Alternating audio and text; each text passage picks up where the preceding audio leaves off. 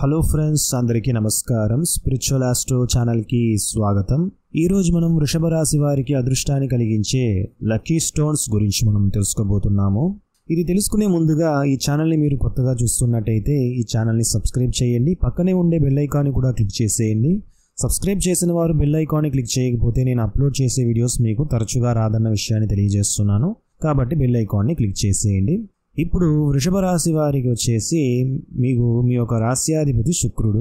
So యూజువల్గానే మీరు మహాలక్ష్మి ఆరాధన చేయటం మంచిది. మీకు వజ్రం ధరించడం చాలా శ్రేయస్కరం.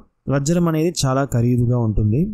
సో అందరికీ అది వీలు కాదు, కానీ వజ్రం అనేది మీకు మంచిది. మీ యొక్క జాతక రీత్యా మీ యొక్క రాశ్యాధిపతి శుక్రుడు కాబట్టి మీరు వజ్రం ధరించడం మంచిది. మీ యొక్క అదృష్టాన్ని ఎన్హాన్స్ చేయడానికి, మీ యొక్క అదృష్టాన్ని పెంపొందించుకోవడానికి మీకు నీలమణి ధరించడం చాలా వరకు మంచిది. బ్లూ సఫైర్ అని చెప్తారు. ఇది మీకు చాలా వరకు మంచిది. మీ యొక్క అదృష్టాన్ని ఎన్హాన్స్ చేయడానికి, మీ యొక్క వృత్తి ఉద్యోగాల్లో మంచి అభివృద్ధి, అలానే మీ యొక్క అదృష్టాన్ని పెంపొందించుకోవడానికి ఈ రత్నం మీరు ధరించడం మీకు చాలా వరకు మంచిది. గ్రీన్ స్టోన్ కూడా మీకు మంచిది. గ్రీన్ స్టోన్ కూడా మీరు ధరించవచ్చు. గ్రీన్ స్టోన్ ధరించడం వల్ల మీకు అదృష్టం అనేది కలిసి వస్తుందన్నమాట. మీకు చాలా వరకు అనుకూలంగా ఉంటుంది. ప్రతి ఒక్క విషయంలో కూడా మీకు అనుకూలంగా ఉండేందుకు ఈ రత్నాలు అనేది మీకు చాలా వరకు సహకరిస్తుంది. ఇప్పుడు చెప్పిన ఈ 3 రత్నాల్లో మీరు ఏ రత్నానైనా ధరించవచ్చు.